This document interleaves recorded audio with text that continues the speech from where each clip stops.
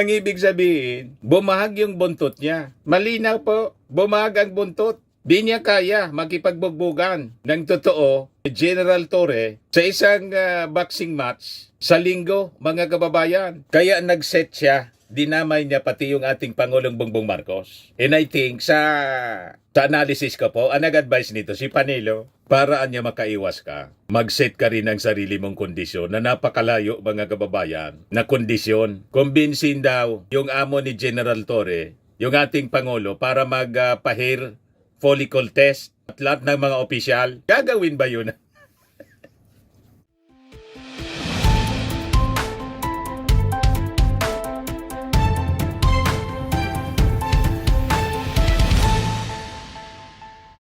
Sumagot na si Baste, mga kababayan, kay General Torre matapos na i-set up na po yung Rizal Memorial Coliseum para sa kanilang boxing match. Naglabas siya, mga kababayan, ng statement ngayon. Pero may kondisyon, mga kababayan, na imposibleng matupad para makaiwas sa pakikipagbugbugan kay General Torre.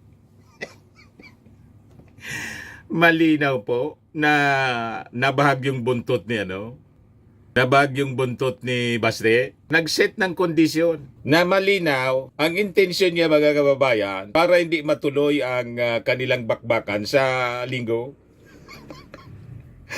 Tingin ko, mga kababayan, na nag-advise nito si Panelo.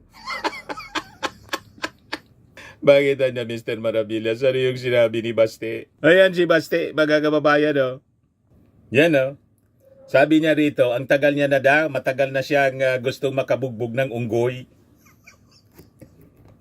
Referring to General Torre. Pinapainit lang yung ulo ni General Torre. Ewan ko kung ano yung isasagot nito ni General Torre mamaya.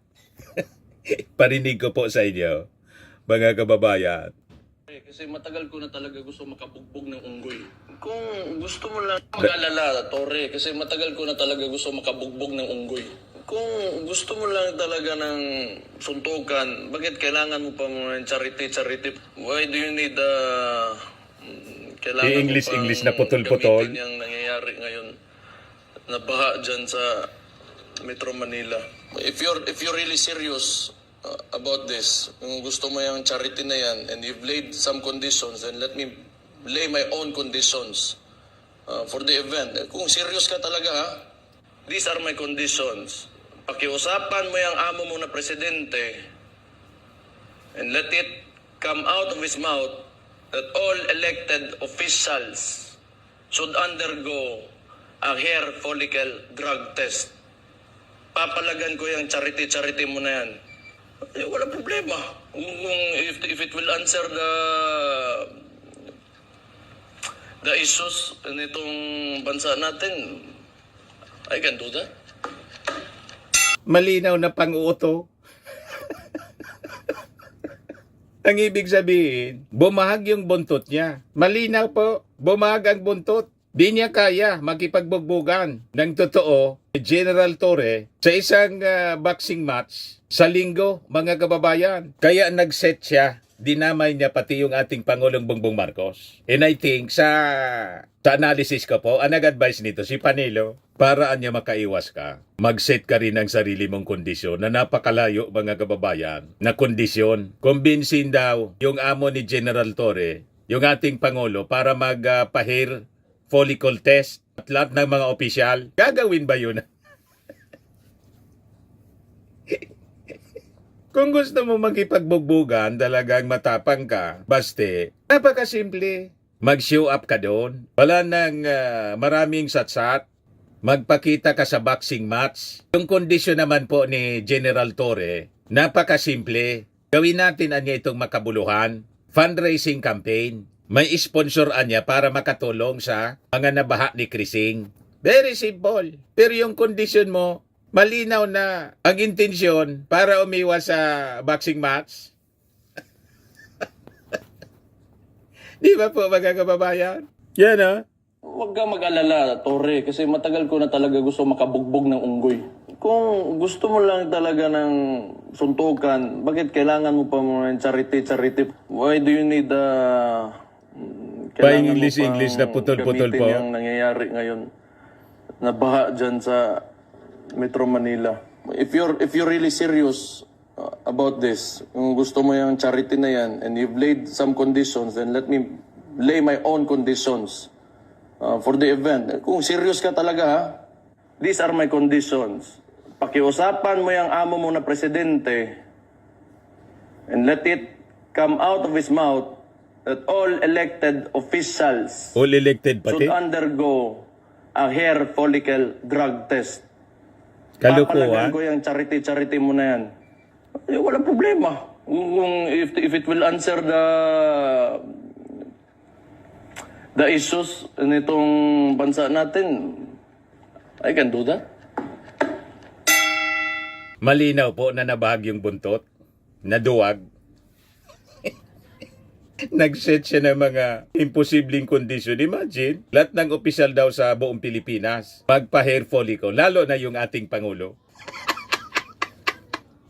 What? Alam na this, mga kababayan. Takot magipag bakbakan kay General Torre. Yan ang malinaw. Maghahamon siya pagkatapos, siya pala po yung aatras. Yung sabi ni Oliver Cadag, takot ang spoiled brat na Duterte. Puro tahol. Ready na sana si General Torre po. Oh, go. Tara panglaban. Talaga ka, bakit pamamo ko? O, di ba? Kahit naka-uniform.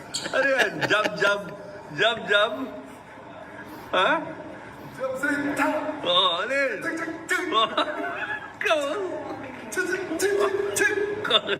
May ginawa na sanang waiver po, in quit claim, ready na. Pipirma na lang ng dalawa po. Biglang uminadra si Basti pa. Sabi ko sa inyo, hindi man totoo yung mga sinasabi nilang maisong. Lahat lang kwento. Ito yung mga reactions po. Basahin natin yung mga reactions ng mga tao sa statement ni Basti. Ikaw naghamon, ugok. Sabi ni Sharon Abs Estrada, manang-mana lang. Sabi ni Celso Hernandez, yabang ka lang pala eh. Sabi ni John Wilson Fernandez, backfire yung kondisyon mo, Mayor. Ikaw naghamon, maganda kondisyon ni General Torre. Pwede na yan, go na. Sabi ni si Joy, kala mo naman gwapo, adik, duwag, puro yabang, tinawag kasing gusto na daw makabugbog ng unggoy, sabi ni Basti kay General Torre. So ang tingin niya kay General Torre, unggoy. Mabukadira lang po, mga kababayan talaga yung mga Duterte. Pag kinul yung hamon, piklo po. Sabi ni Lina Garcia Panlilio, palusot ka lang. Sabi ni Rocky Brazil, ano ba yan na mayor nyo?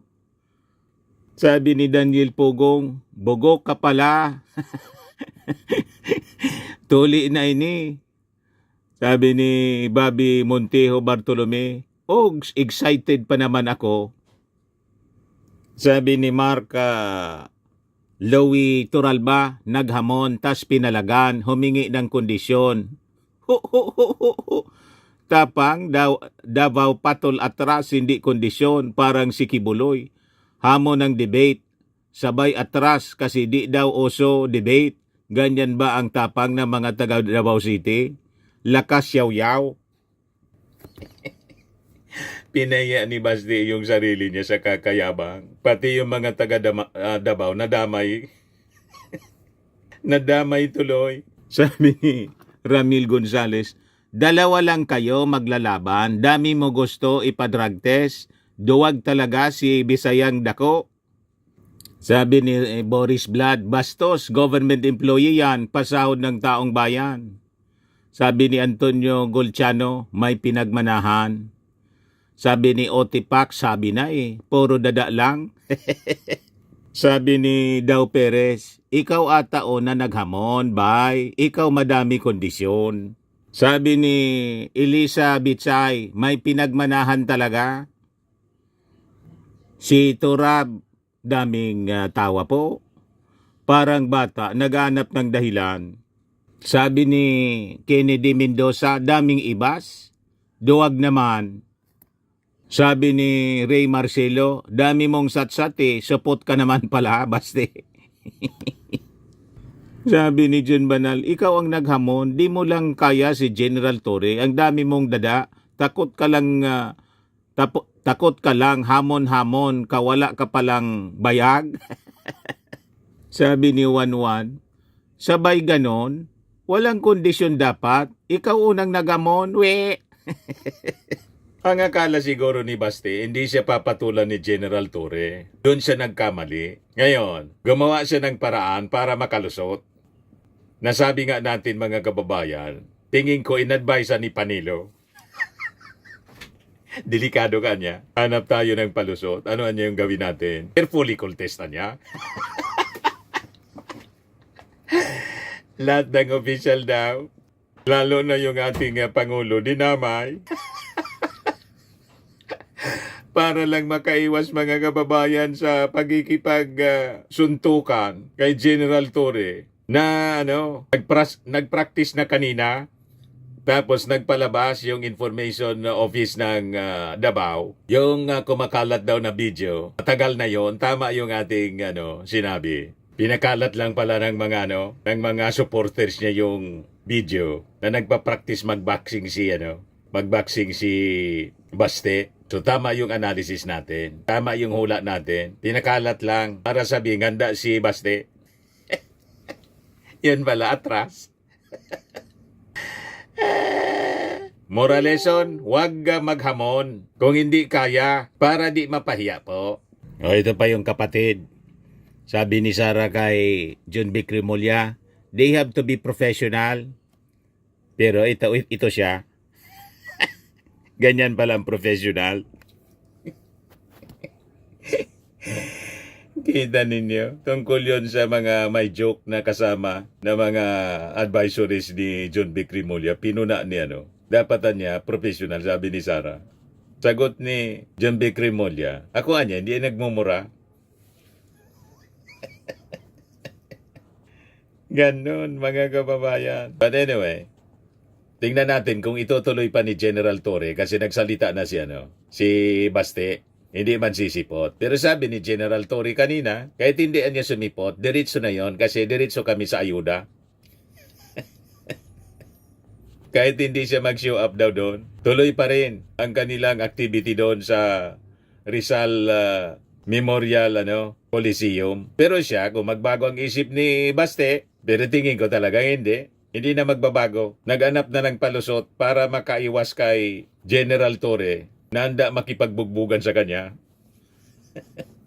But anyway, abangan natin yung sagot ni General Torre maya-maya. Kung hindi pa po kayo nakasubscribe dito sa ating channel, Life with Dan TM, click subscribe po ninyo. And pag-share naman po ninyo ng ating video. Lagi nating tatandaan, sa buhay po, you become what you believe. Ako po si Dante Maravillas. Bye-bye. God bless. Ito naman po yung bago naming product na binibenta online. Eye Glow Serum, whitening po siya. Tingnan ninyo yung epekto sa aking anak na architect before and now. Yung mga inquiries po ninyo, dumiretso na lang kayo sa kanyang Facebook account, Riz Maravillas.